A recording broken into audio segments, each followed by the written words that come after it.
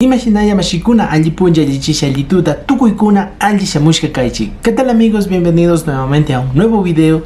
El día de hoy quiero compartir lo que son los días de la semana en Quichua.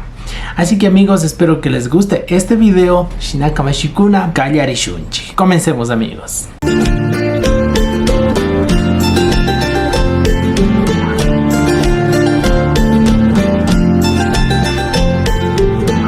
Lo primero que vamos a ver amigos es días de la semana en Quichua. ¿Cómo se dice? Semana en Quichua es Juncay, ¿no? Juncay. Eso es semana. Pero para decir días de la semana sería Juncaypa Punyakuna. Ahí estaría. Juncaypa Punyakuna. Juncaypa Punyakuna significa días de la semana. Por acá, como pueden ver, tenemos lo que son los días de la semana: lunes, martes, miércoles, jueves, viernes, sábado y domingo. Ahora vamos a ver cada uno de estos, cómo se dice en Quichua, cada uno de los días. Por ejemplo amigos, tenemos el lunes. Lunes en Quichua amigos se dice Awaki. El martes amigos se dice Aukari. Ahí está, Aukarik es el día martes.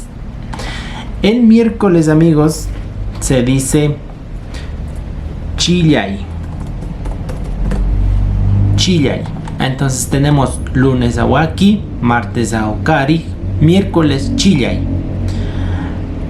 Y jueves se dice Kulka amigos. Vamos con el viernes amigos. Viernes se dice Chasca. Sábado amigos en Quichua se dice Huacha. Y el domingo en Quichua se dice Inti. Ya, ahí está.